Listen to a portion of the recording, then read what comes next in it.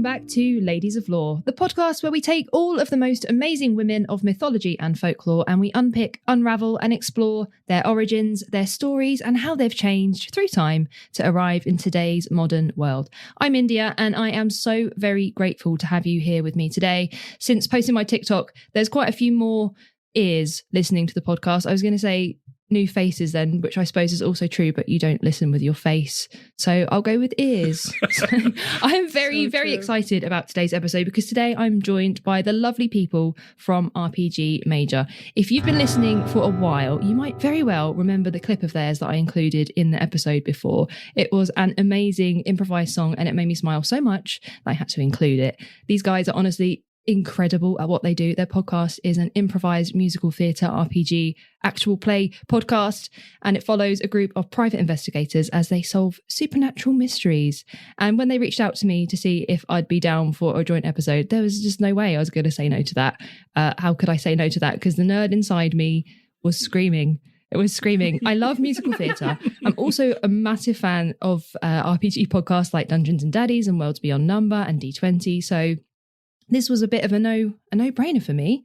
So I will pass it over to RPG Major to do a little bit of a hello to you all. Hello. And India, thanks so much for having us. Your audience can't see the amount that we are grinning and giggling over here. Yeah, big time because smiles. we have been enjoying listening to you as well. So my name is Helix, pronouns he, him. I am the host and game master for RPG Major, and I've got some incredibly talented performers in the room with me. Hi, I'm Lauren. My pronouns are she, her. And it wasn't visible how much I was like freaking out when you were doing your intro. I can see it. Yeah, I was like, oh, this is what I hear in the car and like it's happening in real life. But yes, maybe I won't speak on my character yet. But if you want to talk about your musical theater. Oh, yeah, of course. Yeah.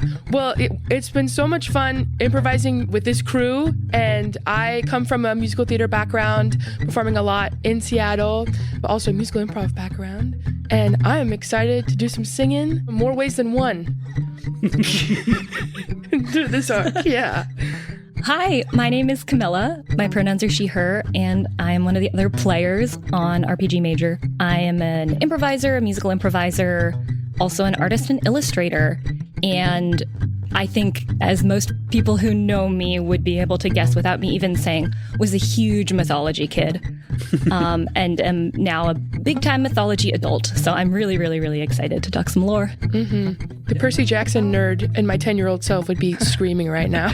Okay, my cousin and I, to talk Percy Jackson quickly, my cousin and I had a game we would play where we would draw characters on little index note cards and tell stories about them. And we had one about the demigod children of Greek gods who went to boarding school together and had classes based on who their godparent was. And then 2 years later, Percy Jackson came out. So They stole it from you. Listening. It was stolen. Oh my God, you heard it here on Ladies of Lore. Percy Jackson was stolen. They're halting season 2 of the TV show. No. This is my first time on a microphone, I think, in the entire almost year history of RPG Major. So yeah, my name is Noah. My pronouns are he, him, and kind of like Harpo Marx, I generally have been speaking through my instrument, but now I'm on mic. So what else do you need to know about me? How do you feel about musical improv or RPGs? I played some Dungeons and Dragons as a tween, and then I never really played since. It's intimidating intellectually for me. So it's nice just to look at it from a musical perspective and then treat it as a musical experience and play music along with it. For any of your listeners who might not know, RPG is short for role-playing game, which is basically a combination of a storytelling game with a board game where you choose what your character is doing and sometimes roll dice to see if they succeed.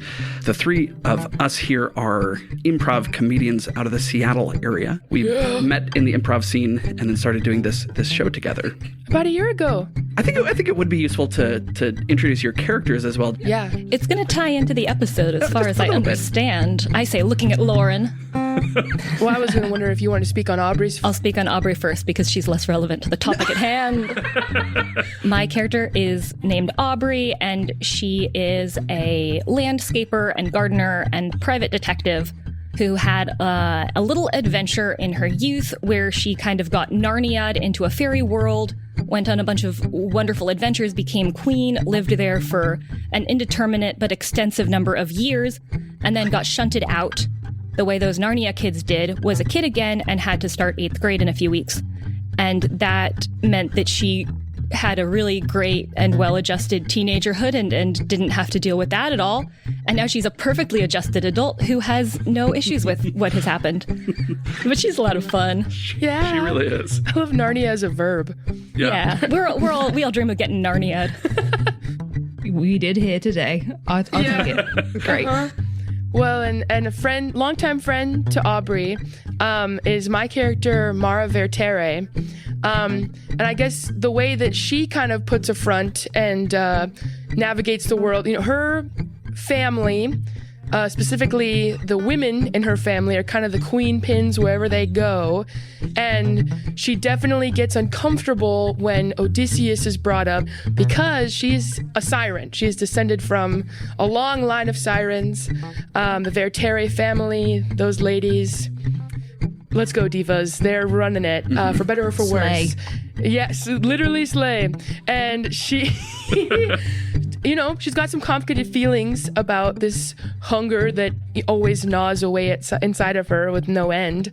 How do you be a good person if you're maybe not a person, but you also but maybe are her actions justified if she's just trying to, balance the scales of all the harm men have done? Sorry, whoa. I think when we talk about the Vertere family, we're talking about supporting women's rights and women's wrongs. Yeah. Exactly. What was her first character description? Confident girl boss who cares? That's her. Yeah. I love that. And we did extensive research into every mythology that we've ever included, even slightly, on our show, because that's really what our show is about getting things right. Yeah. Getting things right. And planning. No. The thing about improv is that you really have time to go do a long fact check whenever anything comes up. Yeah. And sometimes a player will make something up and throw you a huge curveball, and you get to say, no, this isn't a story anymore. This is research time. So we're very excited to fill in the gaps today. Yeah. Then you'll know what you're working with. You can weave this into your show. Yeah.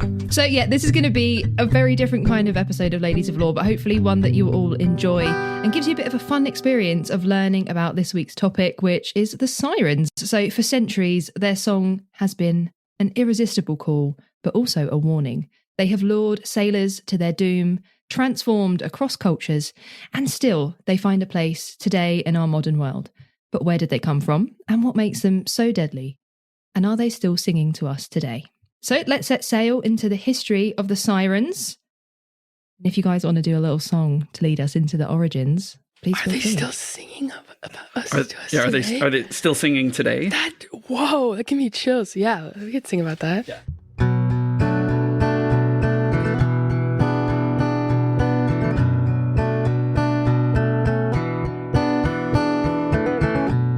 Voices lost at sea,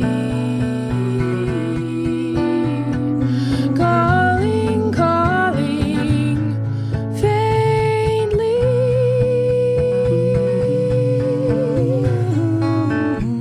Would you answer this call, or simply pretend you hear nothing at all? Still I sing. Still I sing, with all the dangers it brings. In modern world, is there room for stories, or do you have to know the facts? Ooh. Is there room for someone to tell their version of that? Is there room for intuition? Is there room for greed? for a family of women who rule and feed. Still I sing,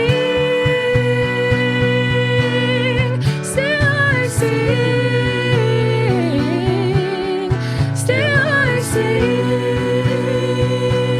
with all the dangers it brings. Still I sing.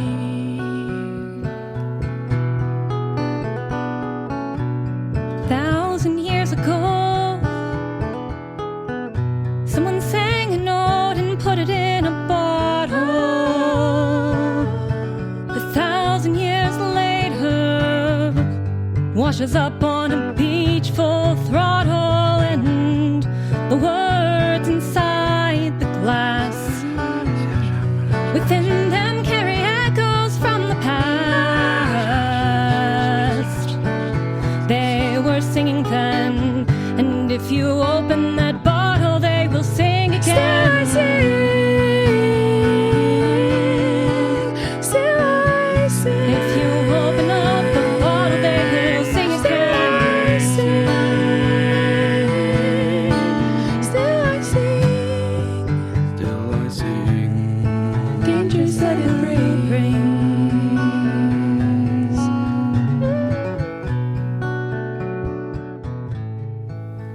Still I sing. Wow. Thank you so much. That was amazing. That was much better than my usual theme music. Might have to reuse that. The origins of the sirens in Greek mythology trace back to some of the earliest literary sources of the ancient world. They are first mentioned in Homer's Odyssey, where they appear as enchanting creatures whose songs lure sailors to their doom.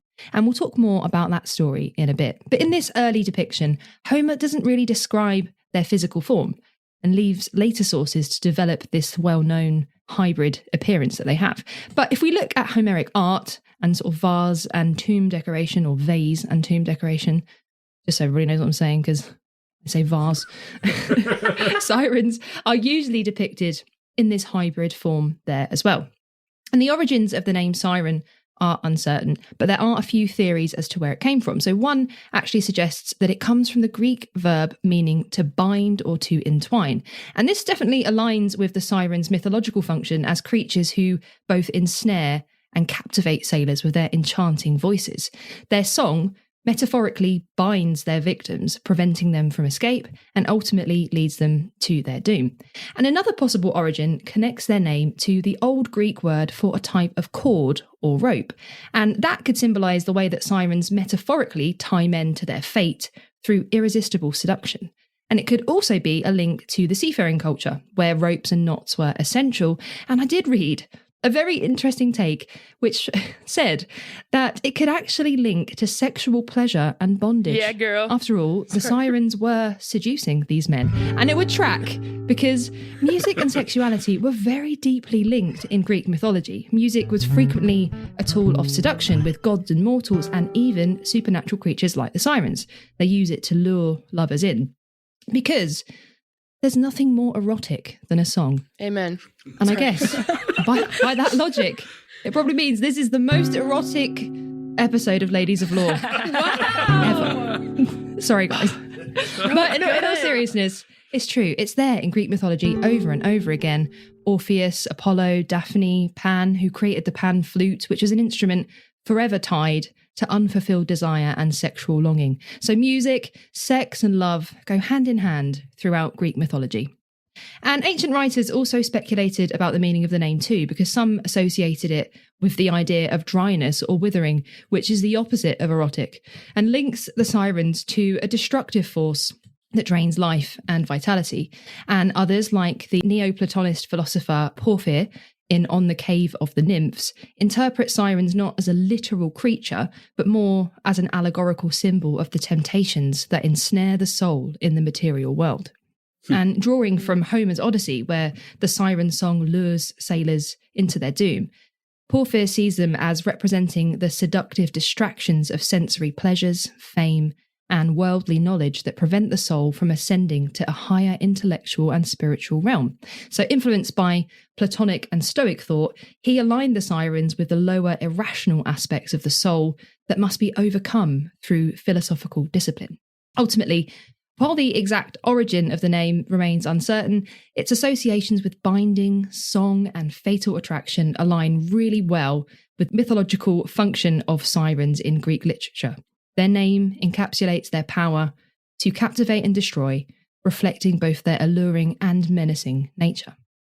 But where did they come from in the first place? Well, Hesiod, in his now lost catalogue of women, and later authors, such as Ovid, expand on the origins of the Sirens and their parentage. They're frequently said to be the daughters of the river god Achilles, and the muses variously named Melpomene or Calliope, depending on the source, so it's a bit ambiguous. The suggestion of a divine lineage associates them with both the musical and aquatic realms, reinforcing their dual nature as both alluring and perilous. So there we go. That's the duality of women popping up yet again. Yeah.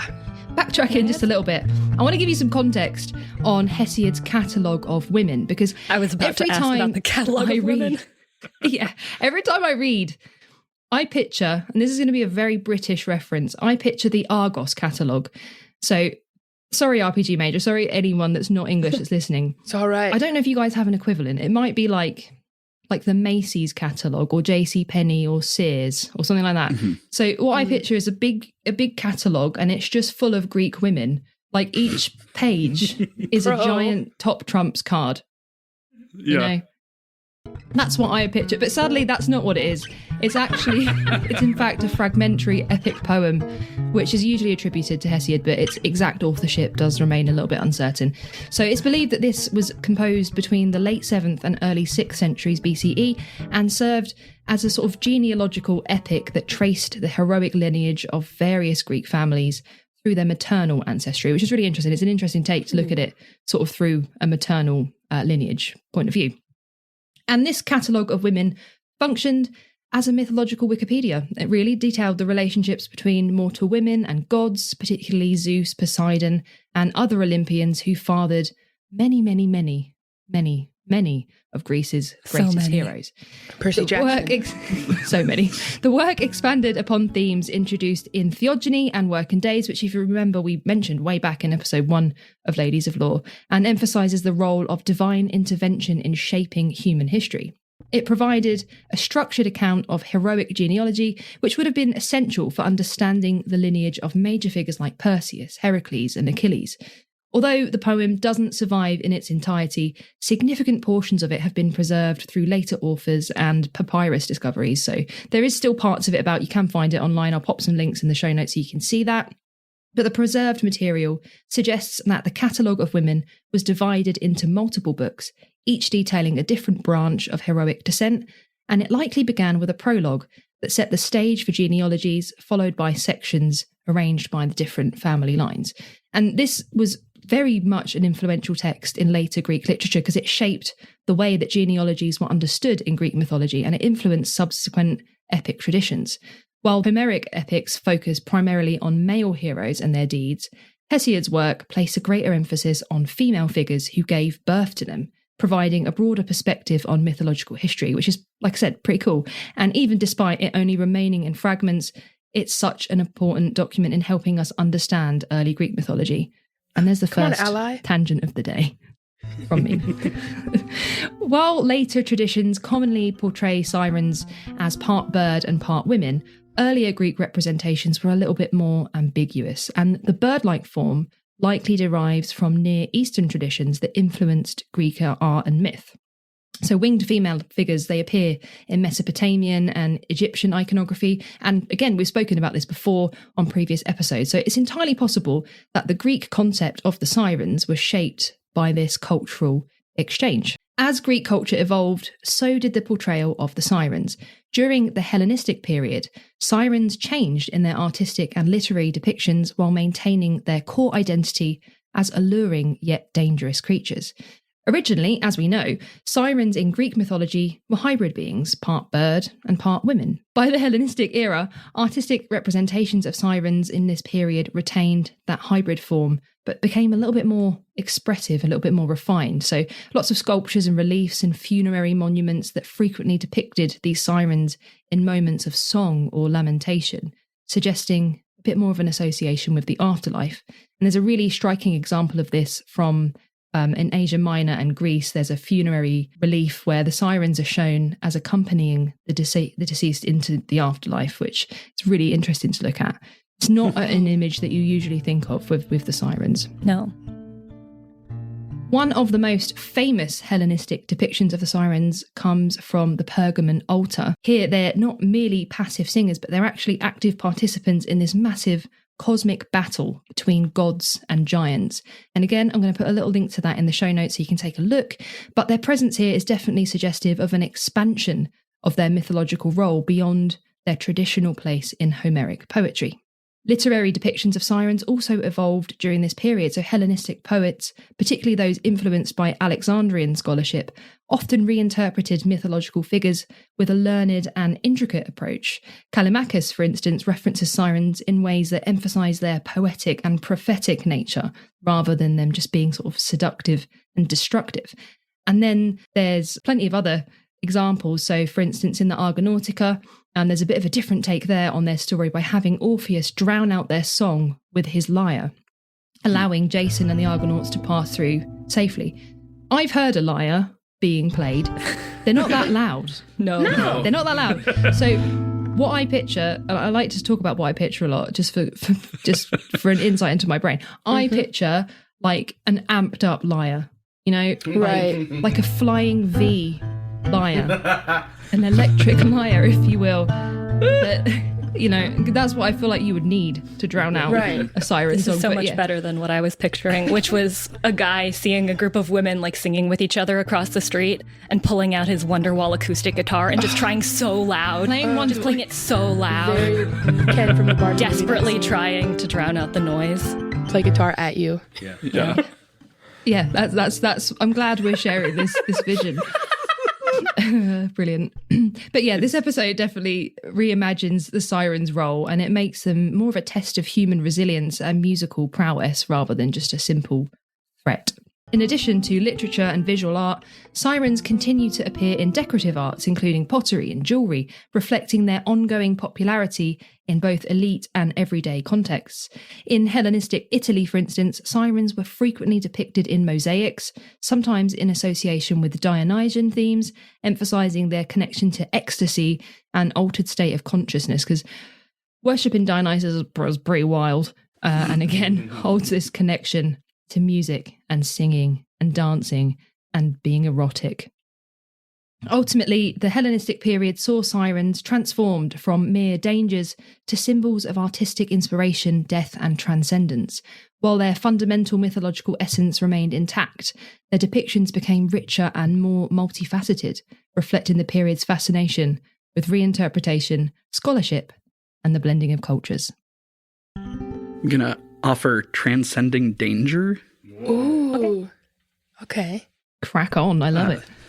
Yeah, that's cool. What kind of song should this be, Helix? I think it should be a little bit mystical and like should go like start in danger and end in We'll just be transcendent by the end of it. Exactly. Yeah, Cool. easy. We'll transcend. Transcendent. It's a great word.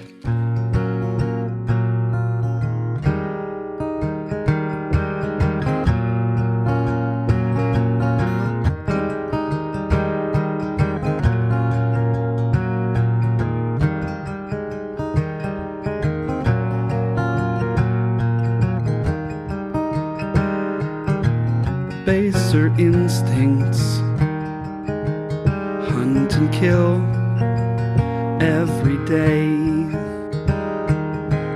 Chase them down, drag them under, don't let them get away. Danger around every corner, blades in the dark. Danger around every corner, but maybe a spark.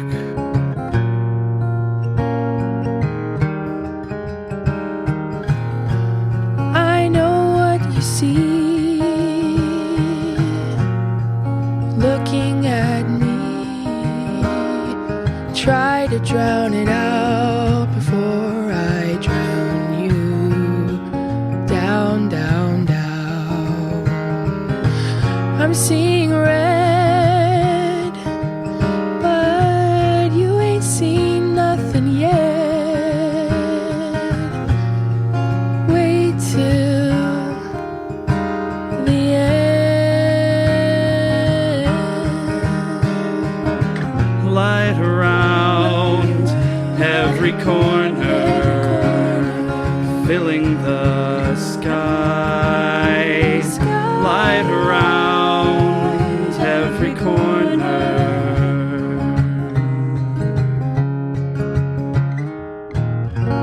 You say you're afraid of the echoes that come from the light and the doom that they bring.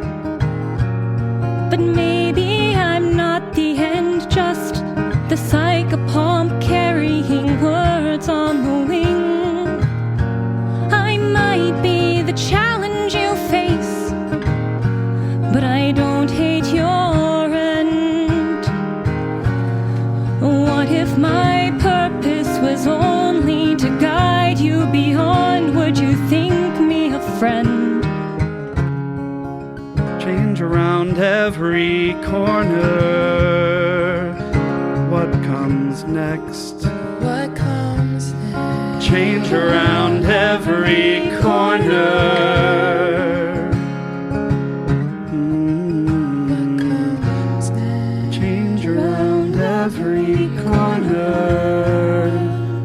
What comes next? Change around every corner. Maybe our story can transcend. Hey, we got there eventually. We found it. Love that. Yeah. That was amazing. And that leads us on really nicely to talk about the Roman period, where sirens continue to evolve in both artistic and literary traditions, reflecting the changing cultural and philosophical landscape of the empire. While the Greek origins as bird women who lured sailors to their doom remained foundational, Roman interpretations increasingly emphasized their connections to death, the afterlife, and the power of music, adapting them to new contexts in literature and decorative motifs. In Roman funerary art, for instance, sirens were frequently depicted as more mournful, almost benevolent figures, rather than malevolent temptresses. Malevolent temptresses, that's a really hard word to say. Sarcophagi from the imperial period often featured sirens in lamentation poses, a little bit like what I said before, but it's getting more and more towards being sort of this sad figure rather than a malevolent one.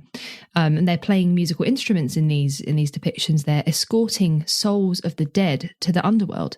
And this transformation aligned them more closely with the psychopomps. Hey. Yeah. This transformation aligned them more closely with the psychopomps, who were spiritual guides rather than threats. And this type of imagery sort of suggests that sirens, once symbols of dangerous seduction, had perhaps become figures of transition, embodying the sorrow and the beauty of death. A notable example is the Portinaccio sarcophagus, where sirens are carved with wings and, again, lyres, not flying V lyres, unfortunately, normal lyres, reinforcing their musical and funerary significance. And you already know you're going to get a link to see that in the show notes. I'll put it in there for you to have a look at. Roman literature also reflected this shift in how sirens were perceived. While the Homeric tradition remained influential, especially in Virgil's work, where Aeneas is warned to avoid their deadly call, or other Roman writers reimagined them with different symbolic meanings. So Ovid, for instance, in his Metamorphoses, provides an origin story for the sirens that differs significantly from the earlier Greek portrayals, again, shifting their role from malevolent seductresses to mournful, tragic figures. And this reinterpretation aligns with Ovid's broader poetic tendencies, transforming mythological creatures through themes of change, loss, and divine punishment. Ovid's sirens... Metamorphoses, if you will. Ovid's sirens are described as the former companions of Persephone, or Proserpina, in Roman mythology, who, after her abduction by Pluto or Hades, they were transformed into this hybrid form. According to this, the Sirens were originally the handmaidens of Persephone, and their transformation was a direct consequence of their failure to prevent her kidnapping. Some versions of the myth suggest that Demeter either cursed them for not intervening or allowed them to transform so that they could search for Persephone across the land and the sea. And this marked departure from Homeric and Hellenistic sirens, who were primarily known for this sort of enchanting songs and deadly lore. So in contrast, Ovid's version strips away a lot of that threat and portrays them as victims. They're passive victims of fate rather than active seductresses, which is a massive difference. Wow.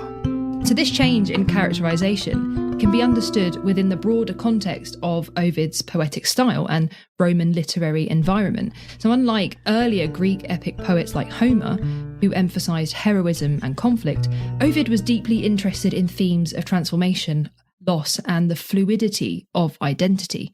Metamorphoses is a collection of myths centered around physical and existential changes, and the Sirens fit within this theme as beings whose transformation was an expression of grief rather than of danger. And their half-bird, half-woman form became a symbol of their in-between status, their caught between their former human selves and the creatures that they became, unable to return to what they once were. Yeah, it's a little sad. Yeah. Take it away. A funeral accompanying song or something about that in between, that just like, oh. So we talk about duality of woman, I feel like. Anyway, maybe a song duality like, bingo. Yeah, jeez. Something about that, being in between and maybe a victim of fate more than how you're perceived. Something like that. What song would you like, if any? Maybe something a little, I almost said angry, but I feel like I don't want it to be too upbeat. So something maybe like, what's the word? Like suppressed? Does that work?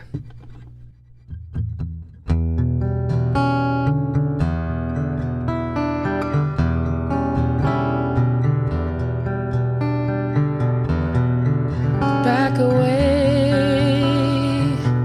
before she screams. Make way.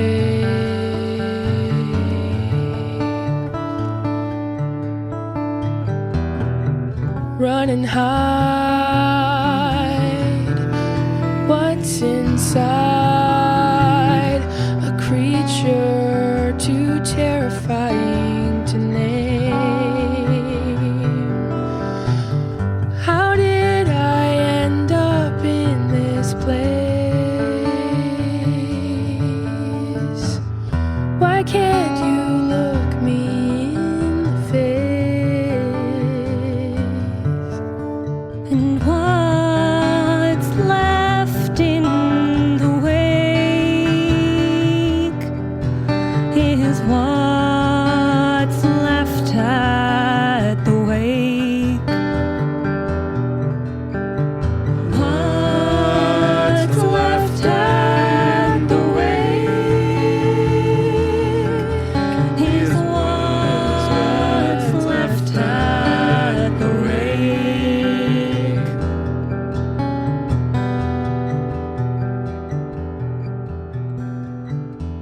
Wow.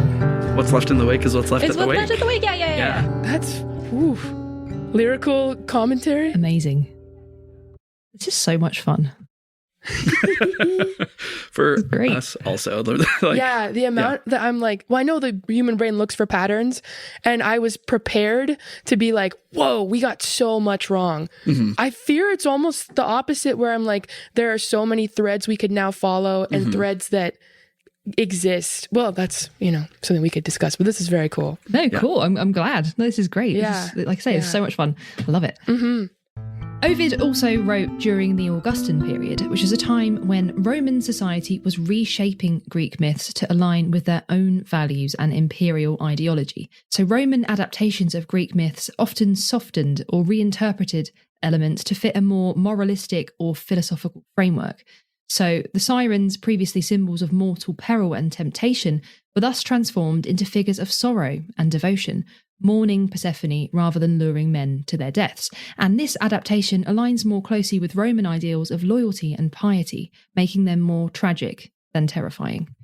Additionally, Ovid's version of the Sirens aligns them with the broader trend of women who suffer divine punishment in Metamorphoses. So many female figures in his work are transformed against their will, often as a result of divine or male power. The Siren story, as you know, follows a similar pattern as they undergo this transformation that they did not choose, further embedding them within Ovid's exploration of themes of victimhood and loss. By shifting the focus from deadly seduction to sorrow and transformation, Ovid fundamentally changed the perception of sirens in Roman literature.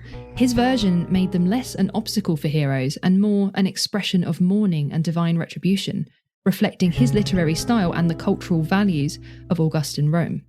And then there were other mentions of the sirens too. So Pliny the Elder, for instance, in his Natural History, treats sirens a bit more skeptically. He classifies them among the many mythical creatures that he considers part of folklore rather than reality. And his rationalist approach reflects the Roman tendency to reinterpret mythological beings with a bit more of a pragmatic worldview. In decorative arts, sirens remained popular. They were all over mosaics, all over frescoes and luxury objects such as silverware and jewellery. In the Villa of Poppaea at Oplontis, a fresco depicts sirens as part of an elaborate seascape, blending their mythical allure with the Roman appreciation for marine-themed decor. Mosaics from Roman bathhouses also feature sirens among sea creatures, and this further reinforces their place in a broader mythological aesthetic rather than purely sinister figures.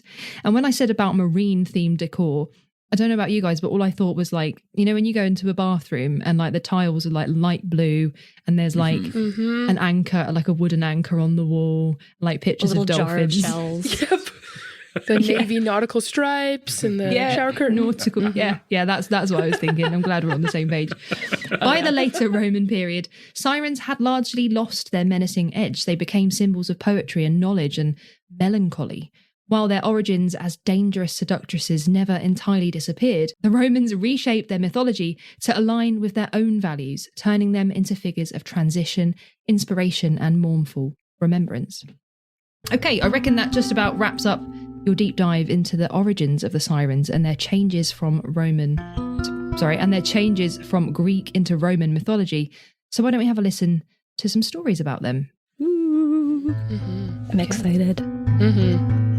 Yeah. Can I ask a question that I feel a little silly asking? No, fire away. Are sirens ever depicted as fishy? Because we may have gotten some details wrong if they're primarily feathered, but I thought I remembered. Well, you wait. Just you wait. Okay. Yes, they are. Great. Don't worry. We've got fish. Like, We've got fish on the menu today, boys and girls. Let's go. It's coming. Don't worry. Cool. Do a very quick and upbeat story time song? Oh, that's cute. Just a little jingle. Just a little, yeah. Something upbeat.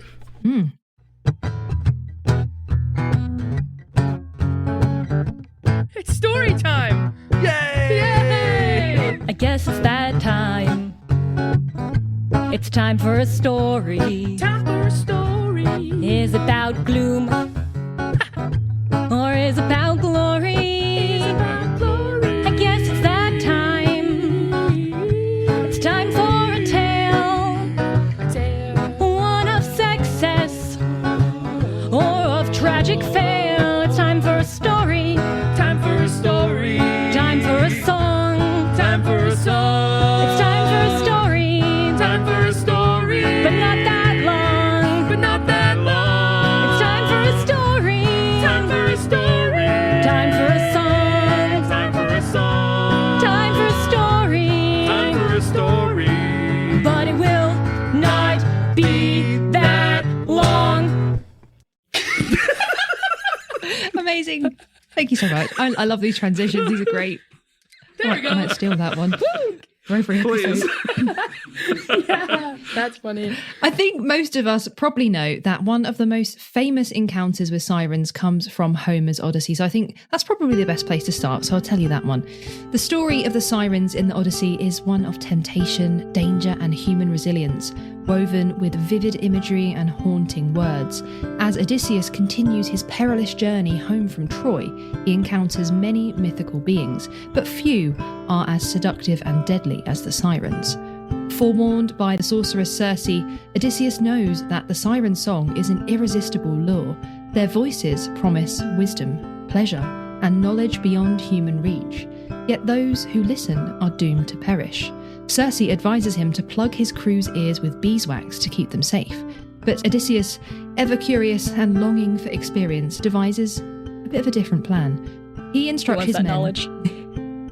his men to tie him tightly to the mast, ordering them not to release him no matter how desperately he begs. He wants to hear the siren songs and he wants to live to tell the tale, which was a bit silly if you ask me. But I guess, in the words of Mr. Worldwide Pitbull, life is not a waste of time and time is not a waste of life. So let's stop wasting time, get wasted, and have the time of our lives. So true. As their so ship, wise. here's Pitbull on Ladies of Law. We get it all here. As their ship approaches the Sirens' island, a stillness falls over the sea. The wind drops and the air becomes unnaturally calm. And this eerie silence signals the start of the enchantment. Homer describes the moment with an almost hypnotic pull. They had no sooner left the island behind than I began to feel the wind drop, and a dead calm fell upon us. The sea became as smooth as glass, so I sent my men to furl the sails and stow them, then take to their oars and row with all their might. Meanwhile, I took a round piece of wax, cut it up small with my sword, and kneaded it in my strong hands. The wax soon became soft under the blaze of the sun, and I stopped the ears of all my men with it. They then bound me hand and foot to the mast, and I stood upright against it. I love how he describes his own hands as strong. That's very... it's a choice. Thanks, King. The Sirens see the ship drawing near and they begin their song. Their voices, sweet as honey, pierce through the air, promising Odysseus all of the knowledge he craves.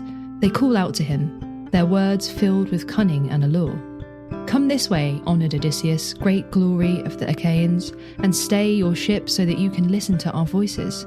No one has ever sailed past us without staying to hear the sweet song that flows from our lips, and he who listens will go on his way, not only charmed, but wiser. For we know all things, all that happens on the fruitful earth, and all that is done beneath the godly sky. And the Sirens' promise is intoxicating. They claim to hold the secrets of the world, past and future. And they tempt him with this lure of divine knowledge, something that no mortal man can resist. Odysseus, true to his nature, is overwhelmed with desire. He strains against his bonds, begging his crew to set him free. But his men, deaf to the song and loyal to his earlier command, pull the ropes tighter. He writhes in agony, consumed by longing, but he cannot break free. And Homer captures his inner torment. I motioned them by nodding, but they only pulled harder. They got up and tightened the bonds so that I was held fast. And the ship rows past the island, and the siren's voice fades into the distance, and as they move beyond the range of the song, the spell breaks. Life and sound return to the world. Odysseus, exhausted and shaken, signals his men to release him. The sirens are left behind, their voices powerless, now that their prey has escaped. And this episode in the Odyssey is more than a tale of physical endurance. It's a profound explanation into human temptation. Odysseus embodies the conflict between intellectual curiosity and primal desire. He wants to know. He wants to know everything, even at the risk of his own life. And the Siren song isn't just beautiful, it speaks directly to his ego and his ambition and his yearning for the wisdom of the gods and the heroes. And the fact that he survives, bound but unbroken, is a testament to his strength and his reliance on the loyalty of his men. He can't overcome this one on his own, and Homer reminds us that even the greatest heroes need the support of others to resist the most insidious temptations. And the sirens themselves remain an enigma. Like I said, Homer doesn't actually describe their appearance in the Odyssey. They are defined entirely by their voices. They are pure seduction without form or face.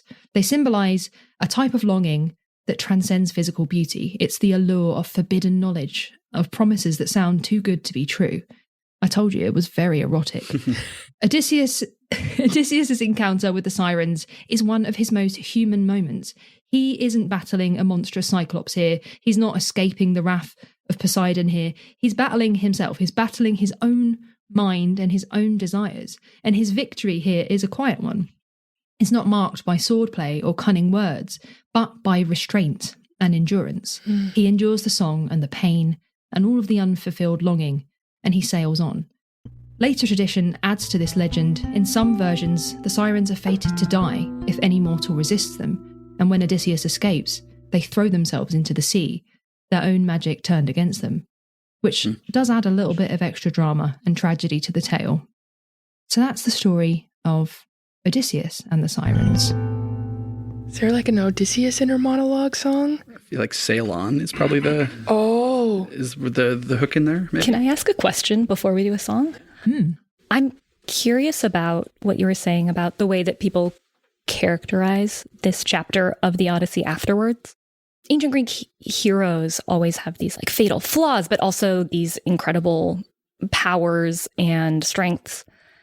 And it's such an interesting and sort of complicated dynamic where it feels like it's really easy to moralize about afterwards, but in either direction, where it's like only he was strong enough to not be destroyed by this. And also he was the only one. This was a common thing I heard that I don't fully agree with, but like he's the only one that's stupid enough to put himself in this situation. And I'm curious about like how soon those kind of characterizations of Odysseus and whether different people in different eras see it as evidence of his strength or evidence of his fatal flaws. Yeah, I think it's an interesting one, isn't it? Because I think when we sort of look at all of these mythologies, they're all told, and different spins are put on people based on the sort of political, social context of the time. So I imagine for ancient Greeks, this was cool. This was like, he's a really strong guy. Like he's doing this because he's so amazing and so strong. And this is just a testament to his ability to endure and be able to resist this temptation. And whereas now we sort of look at it and we're like, why would you do that? Like, why would you put yourself in that position? And I guess it is an interesting question. And when I've done the research, I haven't really seen a turning point. If that's sort of what you're asking, isn't it? Where was the turning point? When did it become maybe a question of why are you doing this and not wow, you did this thing? And I think it's very much a contextual thing, isn't it? Yeah. But there was probably people in Greek times that read or listened to these, because they're usually told orally, and thought, what? Like, not everybody must have been into listening to these. But it is a really interesting question. I think that's made me want to read about it more. It's made me want to find some more perspectives, because it is what's the turning point? You know, when did people stop seeing this as a feat of strength and sort of as and raise questions about it instead, as sort of why what does that say about his character, other than that he's a strong guy and he can endure stuff? What else does it say about his character? It is interesting that they have such a connotation of erotic seduction when this sort of classic siren temptation flavor is knowledge, which could have the connotation of carnal knowledge, but also just history, information, wisdom, insight. I mean, the skeptic in me is like, how do you subdue people? Knowledge is bad. You don't get to know certain things. Yeah. Well, anyway. Yeah, you control knowledge, you control a whole society. Yeah. The Sirens are like, visit our library. Come and let us teach you things. We have so many good programs. We teach you we have anything you want. audiobooks. There's a cool Come and kids get a corner. free degree. They're like, no, we can't. We must be strong. Free degree. It's public. Wow, public education. Interesting. Yeah. Okay, we're spinning the narrative here. Sorry. Come to our island. We have free education. You can learn everything. Student loan for kids. You're going to get Americans flocking. Yeah, exactly. That's funny. Yeah, no, it's really interesting, because, you know, you sort of, I think your initial thought is, are they just luring men in to have sex with them? But actually, when you read what it actually says, it's not come here, I'm a sexy lady. It's come here, I've got all this sexy knowledge that I want to share with you. I'm going to tell you everything. God. You know? What's sexier than That's a big hot. brain? What's more Nothing. erotic? Preach. Knowledge. Preach. Yeah. Erotic knowledge. God. But yeah, no, it's really fascinating, because I think most people do just have that image of sirens of it just purely being a sexual thing, but actually it's kind of not. Kind of not. Kind of is, but kind of not. Yeah. Yeah. I think in any other context, a non-corporeal voice saying, I have knowledge, would be harder to sexualize than they have been. Yeah. Maybe they just had really nice voices. Really I think they did. Beautiful. Yeah. It's really nice. Do you want to do like an Odysseus moment or like a...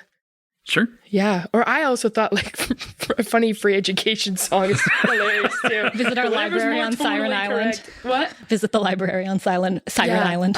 Either song sounds fantastic to me. Sorry, I don't actually want to do the song, but Siren U fight song. I think Noah should just start playing something and we'll figure it out. Yeah. I'm excited for this one.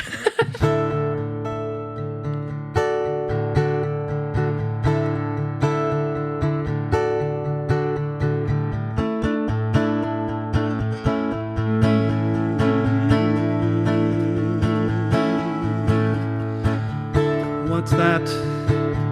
What's this?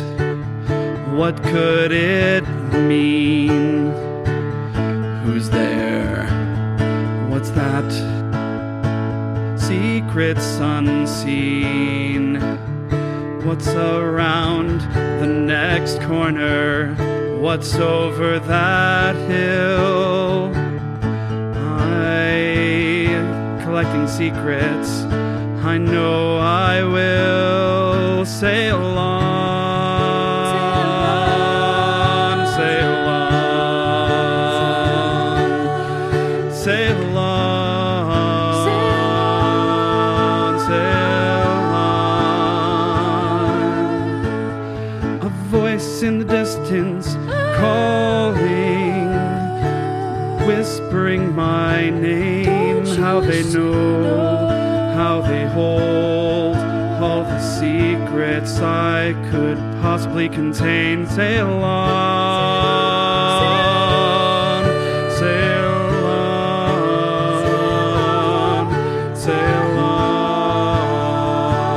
on, sail on. Torn within myself, which way to go? Safety of my crew or secrets to know?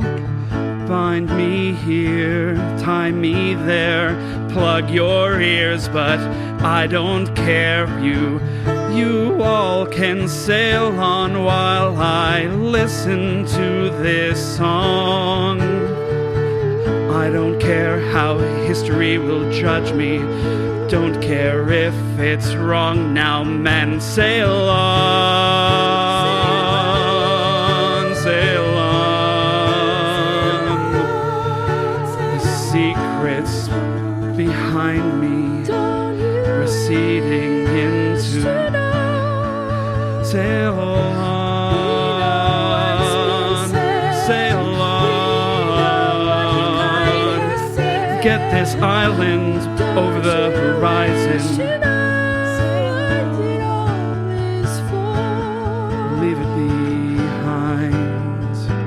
Don't let it linger in your mind as you leave it behind. Every night in my dreams I hear it. Every night in my dreams, calling me back to that island. Is it everything it seems I sailed on? Was that wrong? Paths diverged. Did I choose wrong?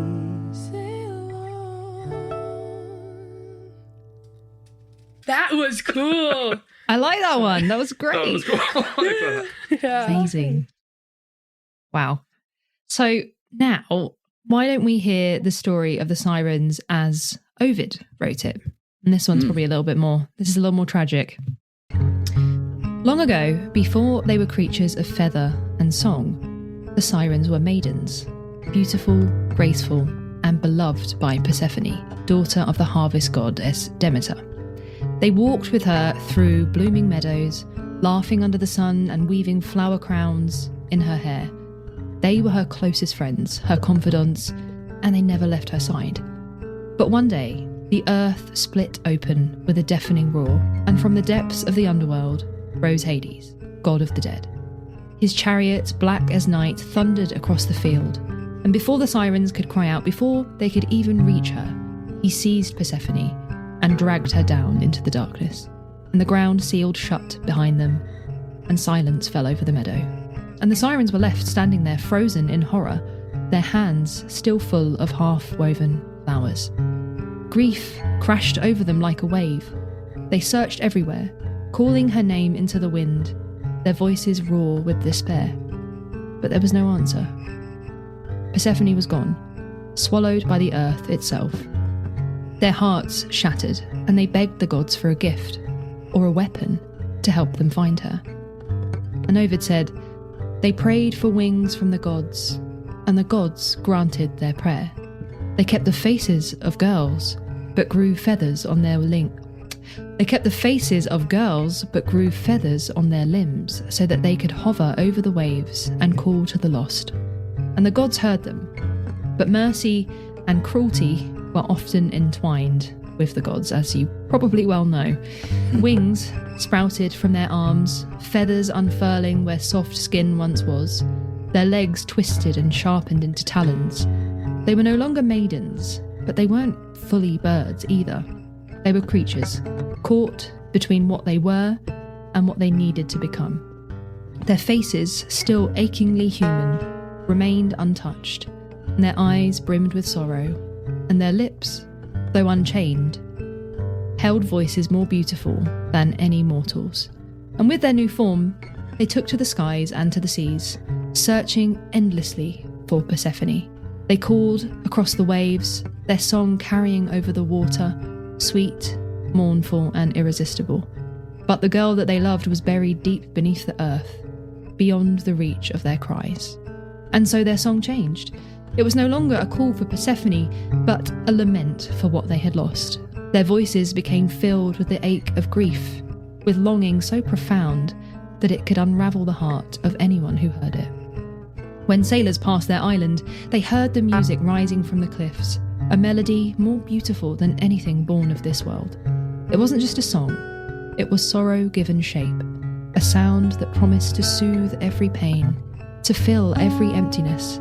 The Sirens' voices seemed to whisper directly to the soul, offering comfort and knowledge beyond imagining. Come this way, honoured Odysseus, and stay your ship so you can listen to our voices. No one has ever sailed past us without staying to hear the sweet song that flows from our lips. And he who listens will go on his way, not only charmed, but wiser. And the Sirens didn't lie. Their song did make men wiser, but they never lived long enough to share what they had learned. The sweetness of their music wrapped around the heart like a silken cord, pulling sailors toward the rocky shore where jagged cliffs waited to shatter their ships. Yet the men didn't care. Drowning seemed like a small price to pay to hear such beauty a moment longer. And the Sirens didn't rejoice in this. They weren't monsters delighting in the death. They watched each ship sink with the same hollow eyes, the same empty sorrow. Every drowned man was a reminder that they were still searching and still failing. Their voices carried on, never stopping, never fading. Each song was a prayer, a plea, a promise wrapped in music. They were still calling for Persephone, even if they no longer remembered why. They sang because they couldn't stop. They sang because grief had hollowed them out and filled the empty spaces with music. The gods had given what they asked for, wings, and a voice that could carry across the sea. But they hadn't given them the one thing that they truly wanted, an end to their longing. And so the Sirens remained feathered and sorrowful, forever singing, forever searching, perched between the sea and the sky, neither woman nor bird, neither living nor dead, caught in the endless echo of their own grief. And there you go. 2 tales of the Sirens. So what do you think? Do you have a favourite? Do you have a favourite portrayal? Sorry, that actually brought me to tears. Jeez, that was like I might like need a minute because that was, because I had forgotten. Like, I think I remembered once you first brought up Persephone and that they were her friends and that was part of a divine punishment. I'm like, I've definitely heard that before, but conveniently forgot that very important piece in remembering and what their perception of, or anyone's perception of the Sirens. But I obviously don't need to get on a whole soapbox and all of the threads that can be pulled from that. But I was like, interesting. I think that just, I don't know, to make a joke out of it, talk about girls, Yeah. And also just like, it just got really heavy, I think. It's sad. It's really sad. Very sad. Yeah. And definitely, I think, well, not to bring the mood down even more, but I feel like every woman has some relation to that of, something that happens and a part of their friend is a little bit lost. Like just this, For sure. Crazy. And how, the part about too, the hollow eyes as they watch what is inevitable. Because I don't think anyone ever really thinks about it like that. You don't think, maybe they don't actually want to do what they're doing. Maybe they're not able to stop it. And that makes it even sadder, doesn't it? Because they're just not in control of it. Yeah. The danger being a means to an entirely different end that is in and of itself a compassionate and noble goal, but it creates this pain and death. And not to go like in a wild other vein, but like, criticisms of feminism being like, oh, you just hate all men, and there's a similar tie there of like, they probably were asking for a weapon, very upset at Hades, but not wanting to then take this wrath out on all of these innocent mortal men. They just wanted to be detectives. Yeah, they just want their friend back. Oof. Yeah. Anyway, whoa. That tension between what you want to be and what your nature dictates that you will be is incredibly relatable, I think, for anyone who tries to grow. The more Homeric story where there's a bit more emphasis on, Odysseus leaning on his men. I'd love to look for examples of sort of healthy masculinity in storytelling, and there just aren't that many. Not a lot in mythology. No, not really. Even though you sort of have to choose where you start counting for it to feel like healthy masculinity, because he wants to experience this, whether it's ecstasy or knowledge, without paying the price for it. That doesn't feel the most healthy, but the reliance on his compatriots to support him in accomplishing a bucket list type goal. This is a man expressing desire, which in modern society is incredibly dangerous, which makes this sort of a vulnerable moment for him as a character and as a hero. And I know I'm focusing on him and not the Sirens, but that was the sort of element of story that his friends stood out to me. Yeah. Have you guys got a song you want to do on that last story? Yeah, I got something. I don't have a clean idea for it in very few words, but sort of plea to the gods.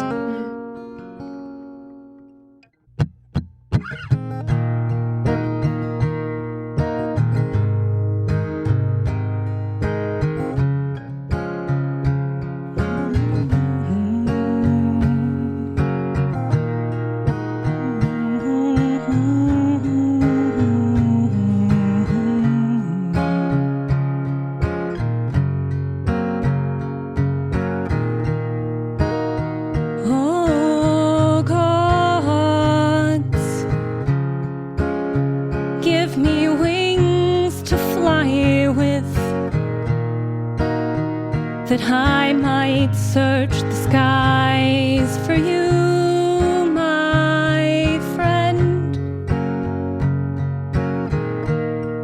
And when I've exhausted the clouds there, when I'm certain that you're elsewhere, maybe then my pain will end.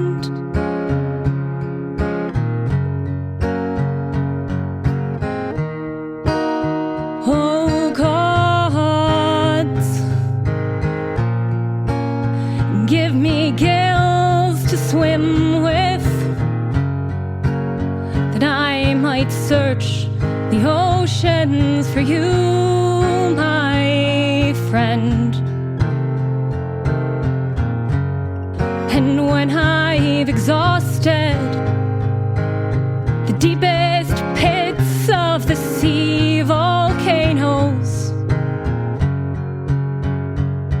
then maybe all my suffering will end.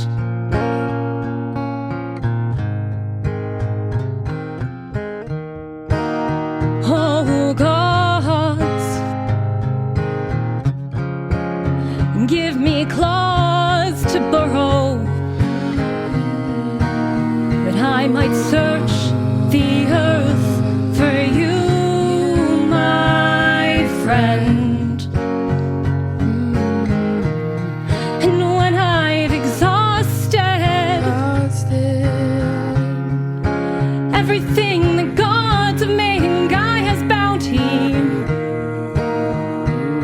and maybe all my suffering will end, my friend.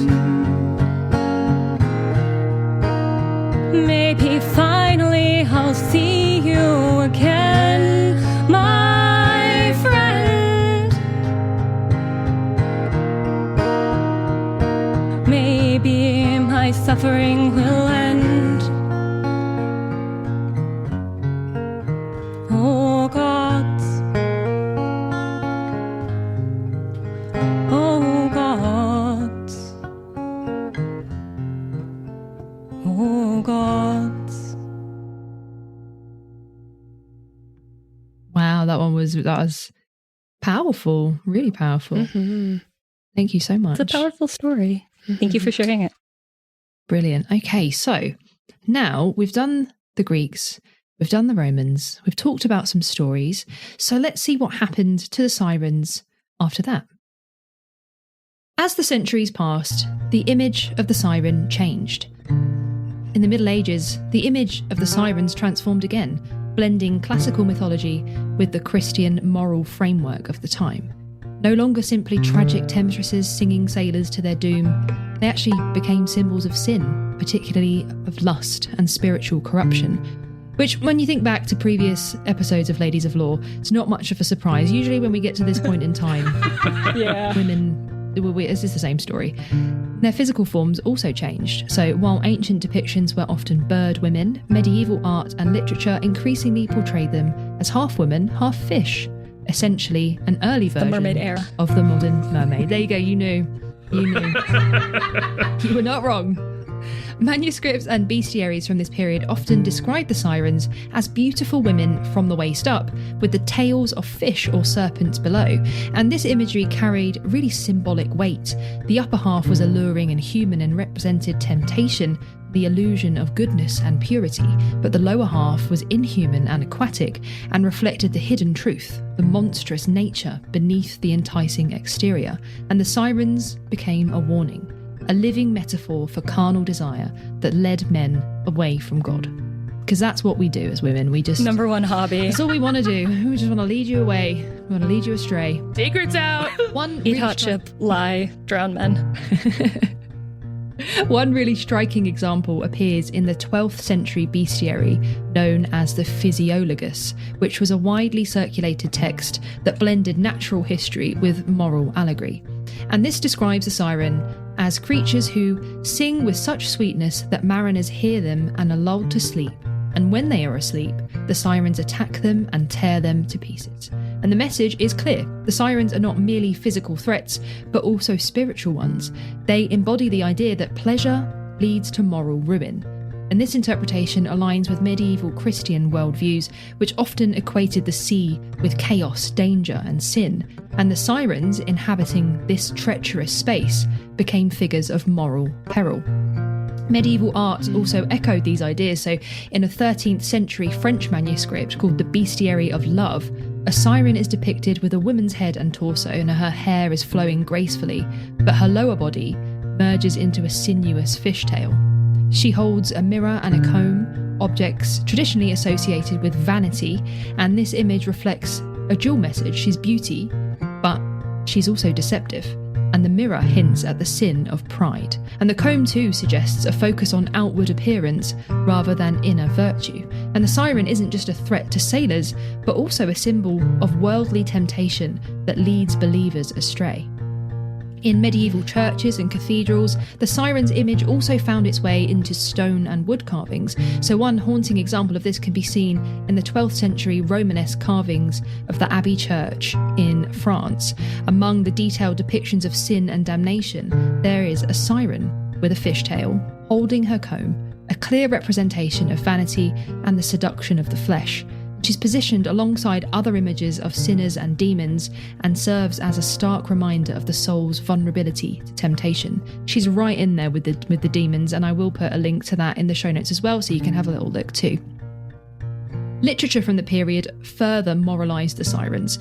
The 14th century poem The Prick of Conscience, attributed to the English cleric Richard Rolle, compares the sirens to earthly pleasures that seem sweet to start with, but lead to ruin. And the poet here warns his readers to resist such temptations, framing the sirens as a spiritual trial rather than a literal danger. And the association between sirens and sin became so pervasive that even secular works absorbed the symbolism. In Roman de la Rose, which was an allegorical French poem from the 13th century, and that explored the nature of love and desire, and the sirens pop up as seductive falsehoods that lead lovers astray from true, virtuous love. By the end of the Middle Ages, the sirens had shifted from tragic figures of longing and beauty that we heard in Ovid's tale, and they were now moral lessons. Their song was no longer a symbol of divine knowledge or irresistible desire, but a warning against the perils of indulgence and vanity. They remained beautiful, but their beauty was a lie. It was a shimmering illusion that, like sin itself, could only bring ruin. And this transformation laid the groundwork for the Renaissance interpretation of the sirens, and ultimately shaped the modern idea of mermaids as enchanting yet dangerous beings. And then we have the Renaissance. So here, the image of the sirens evolved once again, shaped by the era's revival of classical antiquity alongside the emerging humanist ideas that we've touched on in previous episodes. This is a time that embraced both the intellectual curiosity of the ancients and the moral reflections of the medieval world, which resulted in a much more complex and layered depiction of the sirens. They became symbols of temptation and danger again, but also of knowledge, art, and the human condition, blending the seduction with wisdom in a way that mirrored the Renaissance fascination with the duality of beauty and peril. Classical texts, rediscovered and studied with new reverence, brought back the original Greek and Roman sirens into focus. Renaissance figures, inspired by Homer and Ovid, examined the sirens not just as physical threats to sailors, but also as representations of the intellectual and spiritual temptations as well. And the idea that the sirens offered forbidden knowledge became especially prominent. Their song was no longer just a lure of the flesh, as medieval Christians had framed it, but also a call to the mind's dangerous desire for wisdom beyond human limits. And this interpretation resonated with a period enthralled by scientific inquiry and exploration, where this thirst for knowledge was celebrated but also feared. Artists and writers explored this tension with renewed depth. In the visual arts, sirens began to appear in grander, more sensual forms. And there's one really striking example in the work of the Italian painter Alessandro Allori, who depicted the sirens as beautiful, fully human women reclining on rocky shores, their allure undeniable. They are seductive, but not monstrous, and their power lies in their enchanting beauty, but also with the promise of something more. And this shift reflected the Renaissance embrace of the human body as a subject of art and admiration, inspired by classical ideals of physical perfection. At the same time, moralists continued to warn against the sirens' temptations. The Italian poet Ariosto, in his epic Orlando Furioso, blends the classical and medieval traditions, describing how knights on their quests must resist alluring enchantresses, which is a clear nod to the sirens' enduring symbolism as distractions from virtue and duty. And his portrayal captures the era's ambivalence, celebrating the hero's ability to overcome temptation while acknowledging seduction's undeniable pull. And the sirens also found their way into Renaissance philosophy. So there was towering humanist thinkers which reference them in various works, such as the Oration on the Dignity of Man, and this reflected on how man stands between beasts and the angels, capable of choosing whether to pursue base pleasures or higher wisdom. The sirens, in this context, became more than temptresses. They embodied the pull of the lower sensual self, the part that sort of distracts you from the pursuit of divine truth. In literature, siren song became a metaphor for the dangers of eloquence and art itself. The 16th century French essayist Michel de Montaigne warned against siren songs in his essays, recognising that the beauty of language and rhetoric could seduce the mind just as surely as physical charms could seduce the body. And one really notable reference of his appears in On the Education of Children, and he says, "The wise man should treat all the enchantments of the world as Ulysses treated the song of the sirens, stop his ears and reject them." Which is a bit funny because he didn't actually stop his ears. He didn't. He tied himself to a mast and stopped everyone else's ears and said, "Can you not let me go?" But we'll just... Didn't Montaigne also just go off and live in a tower so that he wouldn't have to deal with the world and just write essay? Something like that, yeah. Yeah. So, but that's what he said. Taking his own advice, but here he draws on Odysseus or Ulysses' encounter with the sirens to emphasise the importance of resisting flattery, resisting pleasure, and misleading eloquence. For him, the sirens symbolise not just physical temptation, but the seductive power of false reasoning and rhetoric. So these are distractions that could lead the mind astray from virtue and truth. And he also wrote about them again in On Drunkenness, where he offered another valuable reflection, where he said, "What the sirens sang, or what name Achilles assumed when he hid among the women, though puzzling questions, are not beyond all conjecture."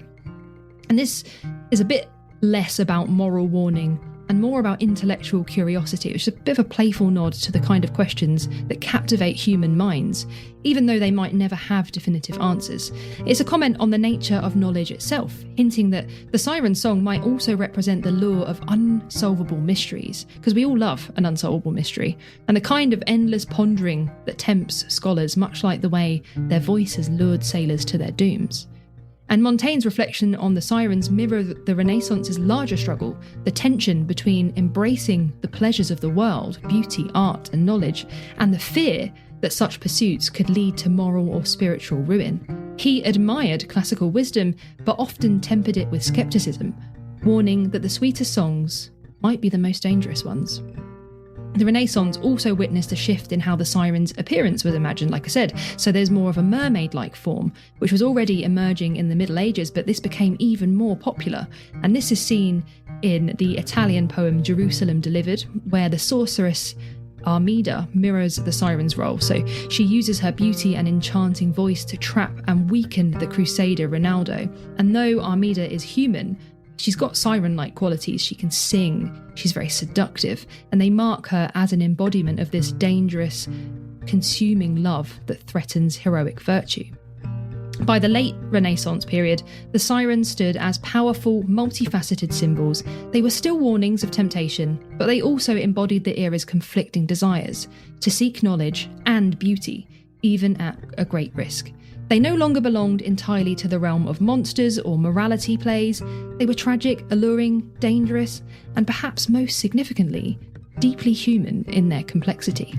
I do think we've maybe found the answer to when did Odysseus deciding to tie himself to the mast rather than put beeswax in his ears become considered a foolish thing to do, and it's unsurprisingly when Christianity got involved. You want something nice? No. Yeah. Should have known. Should have just guessed that. Speeding on through to the 19th century now, where the image of the sirens evolved once again, shaped by the Romantic movement's fascination with the mysterious, the tragic, and the sublime. While earlier periods viewed sirens as primarily symbols of sin or temptation, the Romantics saw them as figures of longing, loss, and unattainable beauty, embodying both the lure of desire and the pain of unfulfilled yearning. And this transformation reflected the era's deeper exploration of human emotion and individuality, and the tension between the rational and the irrational. And the sirens became, again, less monstrous and more melancholic. Once again, they were no longer mere seductresses leading men to their doom. They were again tragic figures, symbols of the unreachable, the unknowable, and the irresistible forces of nature and passion. And that shift can be seen in literature, art, and music, where the siren's voice was reimagined not just as songs of deception, but also an expression of profound sorrow or eternal longing. In poetry, the Sirens emerged as ethereal muses, both enchanting and deadly. The English poet John Keats, whose works are saturated with themes of beauty and death, touched on the Sirens' allure in his poem Endymion of 1818. O magic sleep, O comfortable bird, that broodest over the troubled sea of the mind, till thou dost drown all life's inquietude, even as the siren when she charmed mankind.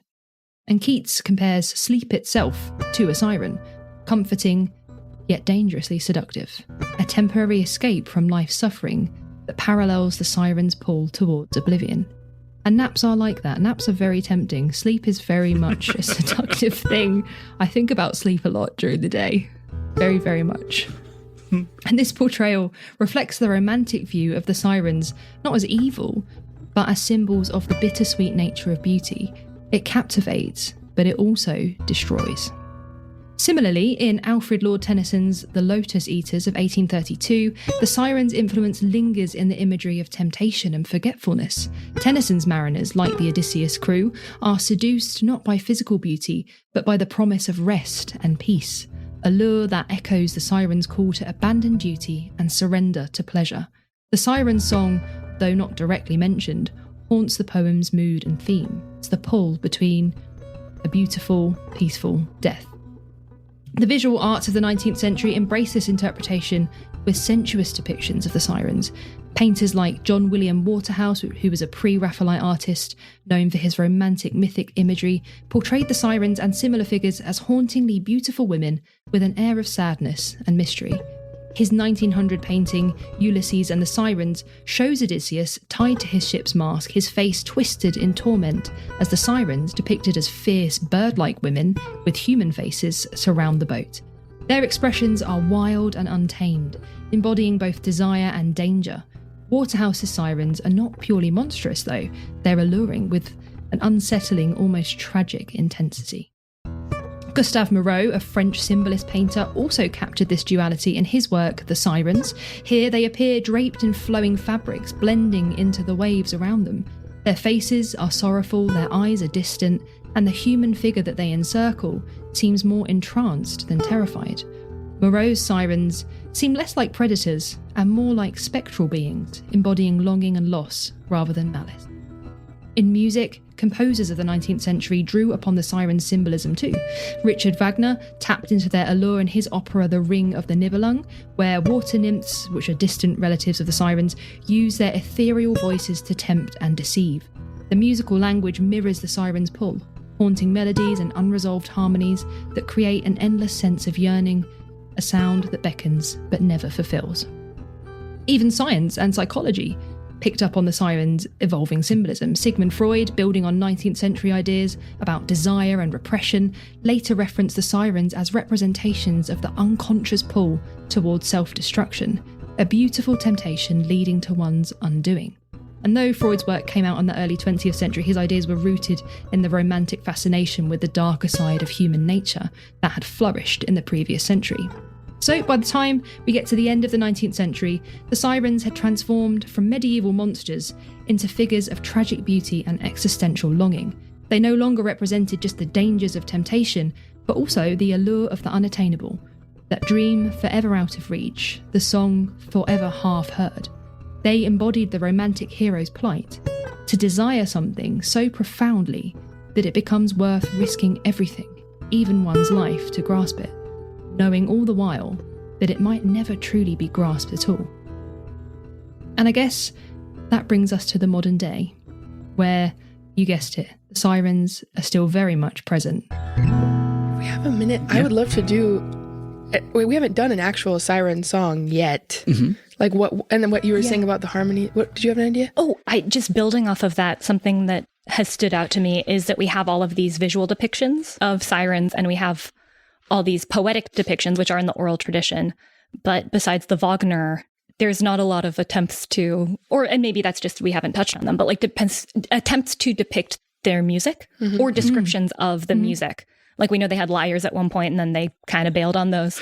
But like, I don't know, they could have been doing like pop punk the whole time, you know? Like there's not a lot of, it could have been like, anything. They were kind of sad, we know, but I guess if it is meant to be unknowable and drives people like beyond themselves that, you know, trying to represent it is a little bit of a fool's errand, but also it's fun that they don't seem to really try to at all.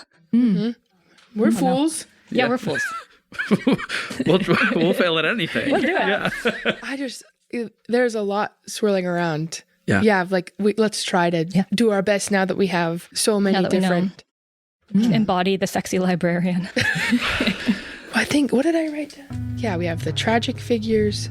Yeah, and the temptations, not just of the flesh, but also of the mind.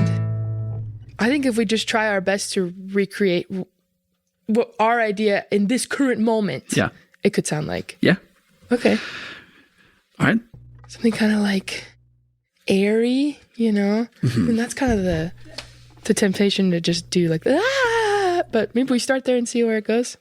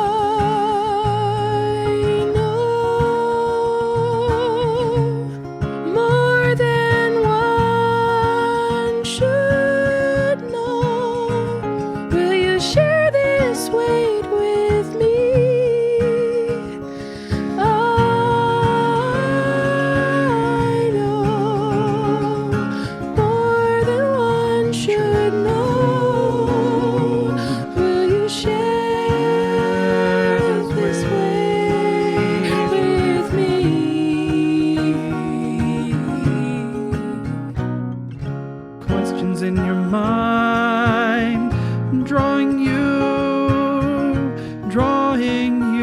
further in. Come closer. Is knowing more, freedom or sin. Your search for answers brings you to your end. Moments will your spirit ascend. I know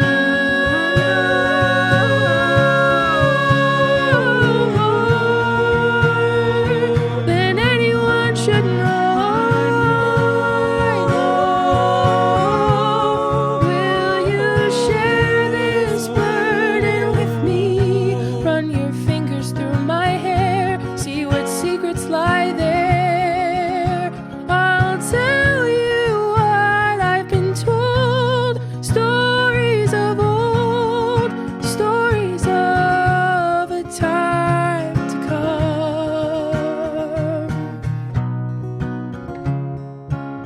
And I've been cursed with knowledge beyond compare.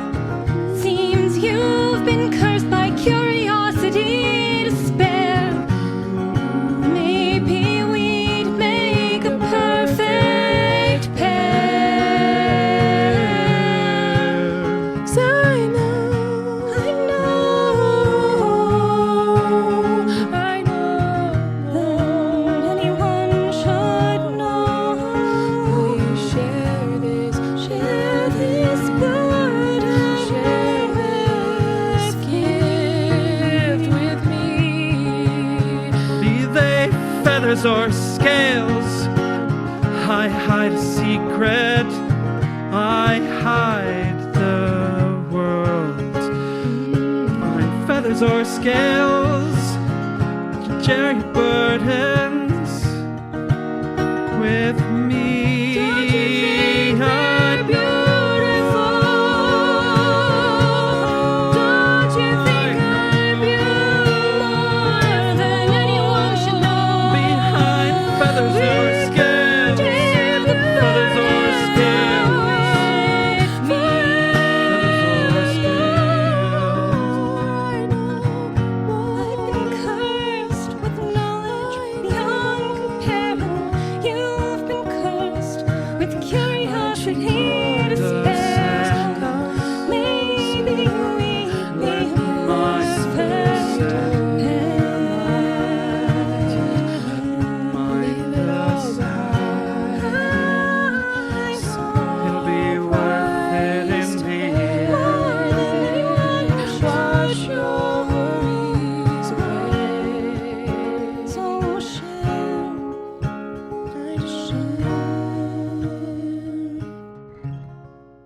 think that was cool. That was really cool. So cool. Amazing. Like, it's always special to hear it in the room and to be in the flow with everyone here creating it together. And there's also really a joy in sort of crafting it afterwards to see parts of the song that I didn't get to hear because I was trying, my mind was racing and I was trying to come up with more words, or I was focused on harmonizing right, and somebody did something incredibly clever or incredibly heartfelt. Lauren will sometimes sing something really funny, but really quietly as a beautiful little counter melody. Yeah. And then we'll be listening back and we're like, wait, what was that joke? Yeah. Yeah.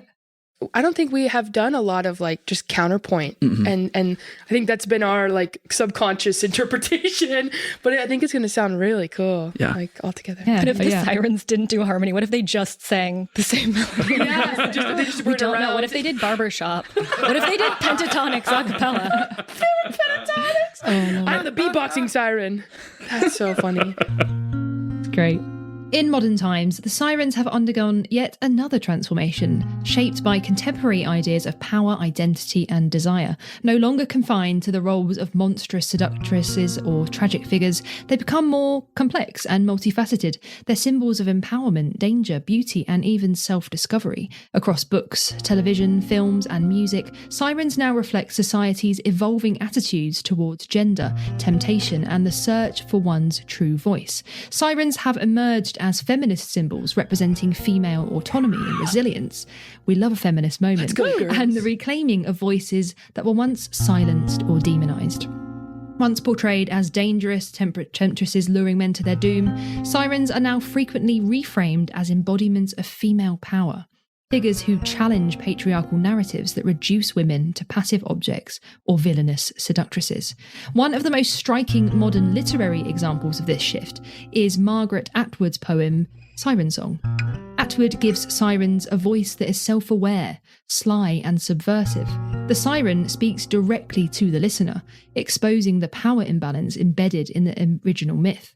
And it goes, at times, "This is the one song everyone would like to learn. The song that is irresistible." And she then goes on to reveal the trap behind the seduction. "I don't enjoy it here, squatting on this island, looking picturesque and mythical." Atwood dismantles the male fantasy of the siren as an object of desire, instead showing her as a woman trapped in the role that men project onto her. The siren doesn't seduce out of pleasure or out of malice. She sings because it's what the world expects her to do. The power dynamic shifts. The men are no longer victims, but they're complicit in their own downfall. The siren, meanwhile, becomes a figure of bitter truth, aware of her power and of the system that exploits it. And then you have novels like Madeline Miller's Circe of 2018, which further explore this humanisation of ancient mythological figures.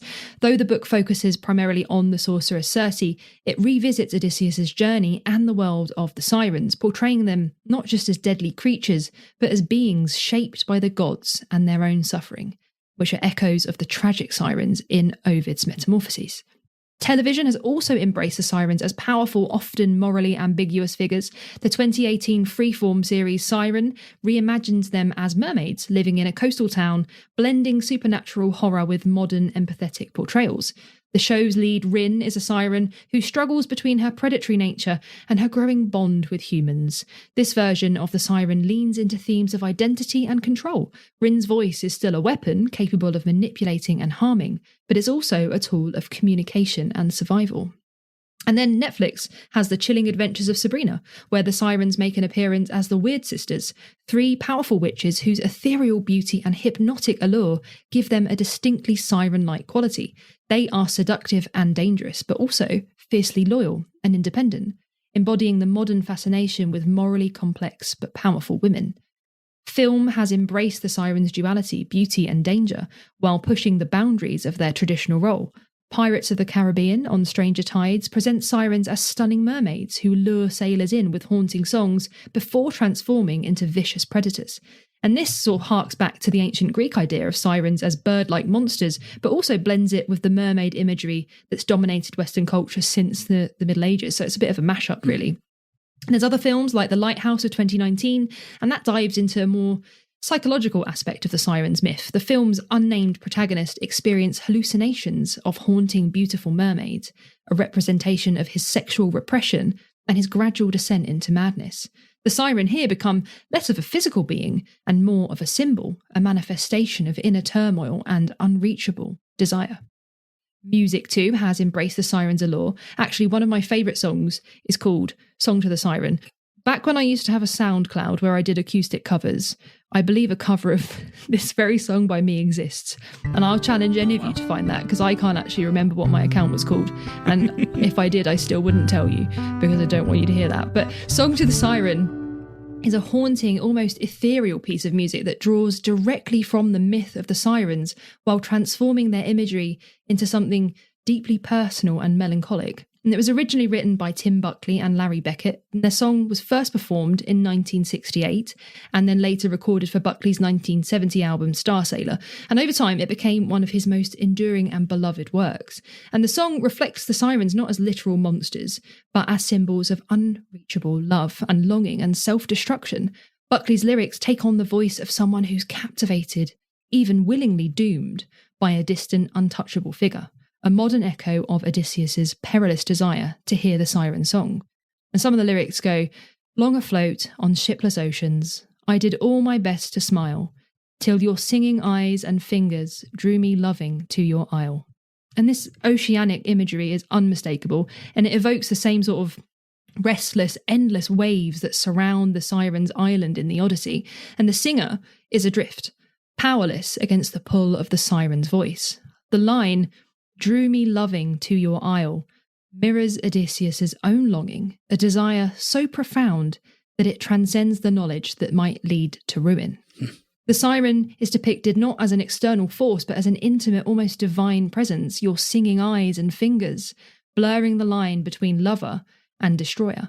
And there's this eerie sort of sweetness in this portrayal, capturing the way the siren song is described as beautiful, even comforting, despite its deadly consequences.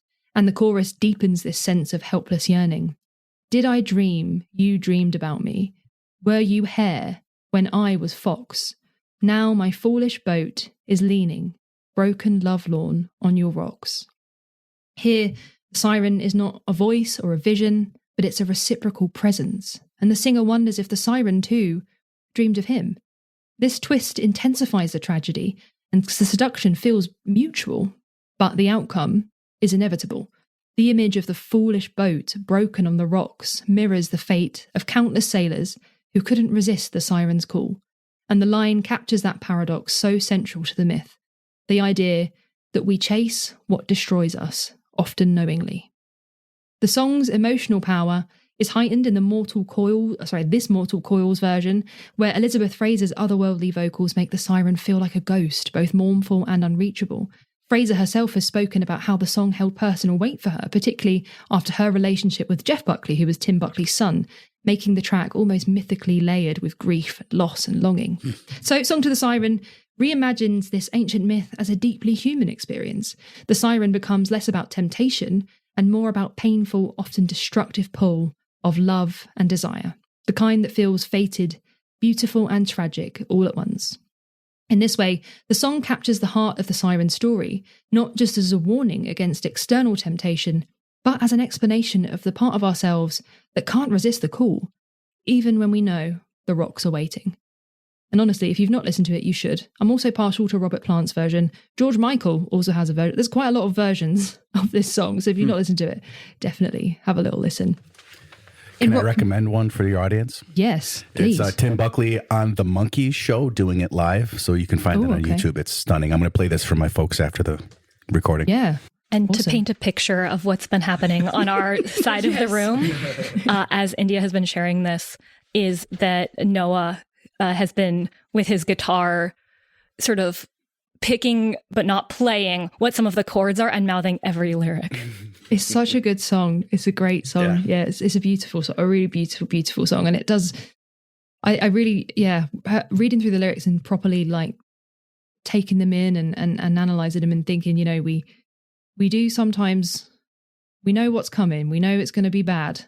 We know the rocks are waiting, but we're still going to go and chase the thing anyway, which I think is a really powerful sort of thing Yeah, really powerful message. In rock music, the siren has appeared more literally. The Finnish symphonic metal band Nightwish released a track called The Siren in 2004, blending haunting melodies with operatic vocals to capture the ethereal, deadly allure of the myth, and the lyrics reflect the timeless pull of the siren's call. A siren from the deep came to me, sang my name, my longing. And the siren song is no longer a physical danger, but also an emotional one, a call to embrace pain and desire, even, again, knowing that it might end in ruin. Today, sirens are more layered than ever before. They're still seductive, they're still dangerous, but they're also victims, rebels, and complex figures, navigating a world that often tries to define or control them, whether they appear as tragic muses, empowered warriors, or symbols of psychological torment. One thing remains consistent, and that is that the siren song still holds us captive just as it did sailors thousands of years ago. But sirens are no longer just monsters. They also have become symbols of empowerment. In some stories, their voice is a source of strength rather than destruction. Modern depictions from fantasy novels to pop culture reclaim their song, transforming them from fatal temptresses to powerful beings in control of their own destiny. In modern feminist discourse, the siren has become a symbol of women taking back control of their voices, of their bodies, of their stories. Where the ancient sirens were condemned for speaking too beautifully, today's sirens are celebrated for refusing to be silenced. They embody the radical notion that a woman's voice, when freed from the constraints of societal expectation, can still hold the power to reshape the world. And that power, far from being feared, should be embraced. Hell yeah. Sorry, I had to let that out. Fire away. So if you guys have got a song there. Like an embracing your voice. Oh, sure. Yeah. Maybe something a little bit more driving. Yeah.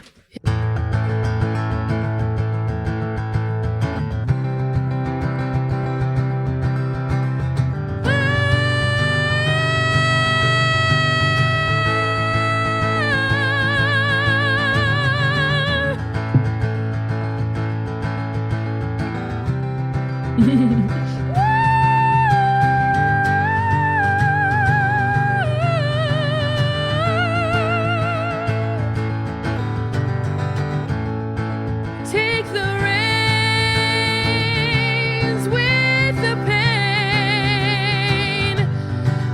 Let you hear me clear.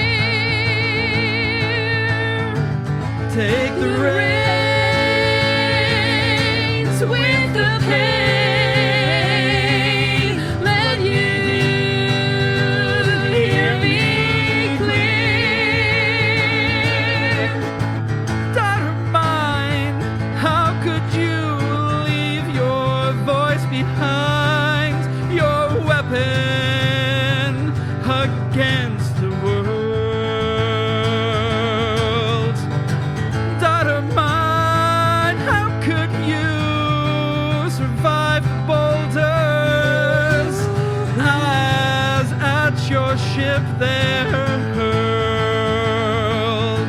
Take your voice, use your words, hide the promise of secrets within. Take your voice, hide the secrets, and never let them in. Is it what I say?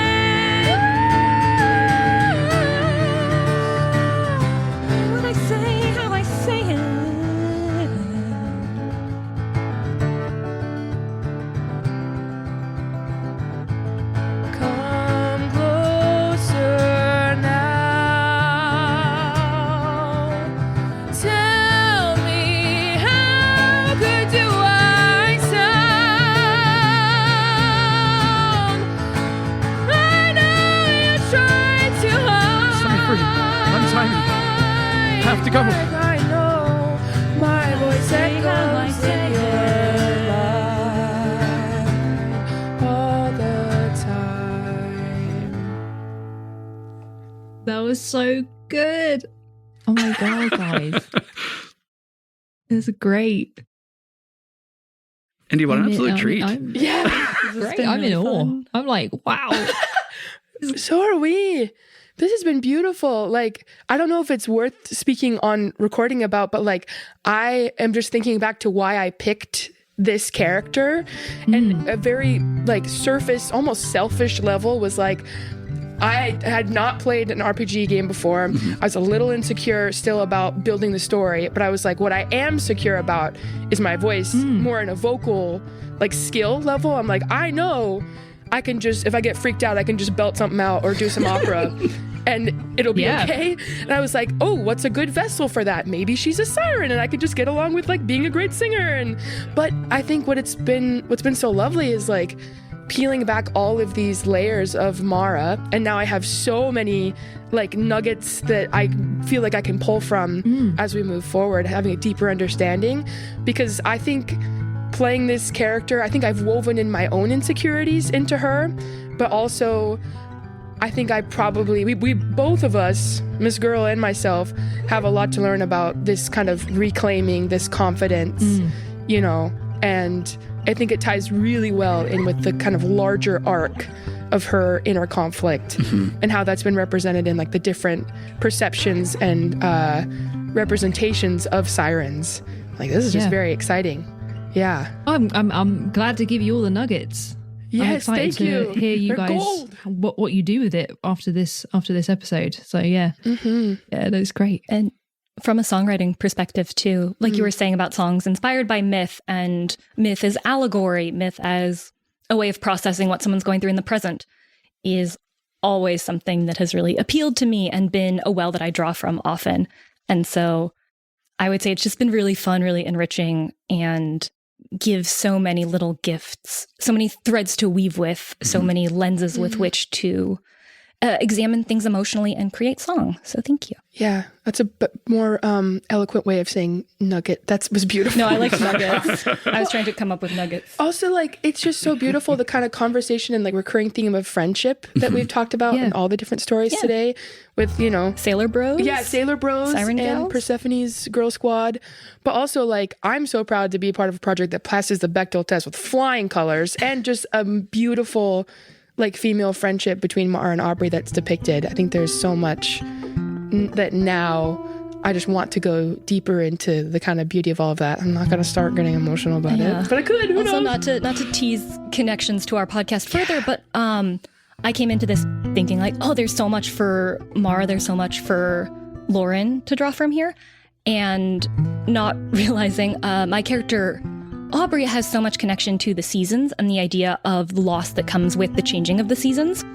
And so to explore the way in which those themes have mythological precedents of being entwined feels very special for these characters, and is something that we've already been exploring in the story without maybe even knowing. Great. No, I'm so excited to see what you guys do, where you go with it.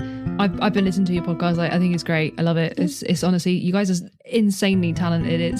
It's so cool to listen to it anyway, as it is on the podcast, but to actually like say stuff out of my mouth and then 2 minutes later you guys are singing things. It's blowing my mind. It's been honestly the coolest experience, the best thing. So I'm so grateful to you for coming on the show and well, making it your show really, because it's so honestly. Yeah. So the Sirens have never truly left us. Their shape has changed, their song has evolved, but their power remains. They continue to call to us, whether from the pages of ancient epics or the flickering screens of modern entertainment. And here's a question for you, and maybe RPG Major, you might want to answer this as well. If you heard the Sirens song today, would you resist it? Or, like Odysseus, would you let yourself listen, even knowing the danger? Would the temptation be too temptating for you? What would you do? Big question. Do I have the option of having my friends tie me to a mast? Yeah, would you be tied to the mast? It seems like the easy out. Put the beeswax in your ears. Yeah, who's team beeswax here? No, absolutely not. None of I'm yeah. I team feel like mast. I'd end up on the rocks. I'm being so real. I feel like I would be so pleaded with my girls, and they'd be like, oh, well, help me, we'll untie you. And then I would end up on the Yeah. rocks, but maybe better for it. It's too tempting, isn't it? It's too It tempting. is. I'm a former trivia writer, fact checker. I love research. I love knowledge. Yeah. I think coming into this, I would have been like, I don't care. The temptation that they are characterized with is so straight-coded, like feminine seduction, that I was like, oh, no, I would never. And then they're like, we have all the knowledge in the world. And I'm like, okay, you got me. We have the knowledge. Yeah. And then you're like, sign me up, tie me to the mast. Yeah, get my friends. If life is a journey in which we get to know ourselves and the world better, what more fitting end than to end immediately after coming to understand yourself completely, if that's what wisdom really is. Wow. The one caveat I have to give my girly pops more credit. What I would hope to happen is like we're all on the ship, right? And we're all like, those girls sound great, and we all like go join them, and we like maybe crochet together. We have like a little moment, and like then maybe they kill us. But like we had a great time. The girls trip, yeah, joke is overused. But that's funny as sorry. Oh, I love it. Right, well, I think that is about all we have time for today on Ladies of Law, the musical. I really hope that you've enjoyed this. It's been so much fun to do this. I really might. I can't even talk. I'm so excited that the ability to formulate words has gone from my brain. I really hope that you've all enjoyed this episode. It's been so much fun. And I do encourage you to go and check out RPG Major's amazing podcast, which is full of fantastic songs, maybe not as erotic as today's episode, I don't know, but still just as enjoyable. I'm so grateful to have had you guys on the show. I really hope you've had fun doing a little singing with me. And if you've enjoyed the episode, guys, please feel free to follow both Ladies of Law and RPG Major over on your favourite podcast platforms. Leave us both a comment or review. You can come and chat with me on Blue Sky or TikTok. Have you guys got any kind of social media? We have an Instagram and a Blue Sky as well. Both of those are at RPG Major. Brilliant. We also have a Discord where And we take song title requests. We chat with folks about the process, improv tips, song recommendations, Audition tips for musical audition tips, out of context spoilers. It's a really nice group.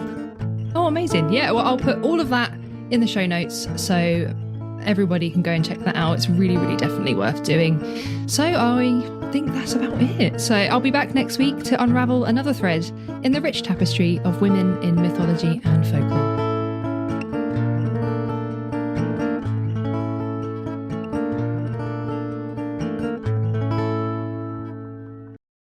Also, I just fact-checked it, and Montaigne did eventually wall himself out in a tower of the citadel where he totally isolated himself from every social and family affair.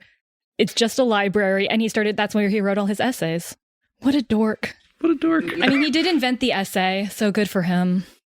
I'm the beatboxing siren.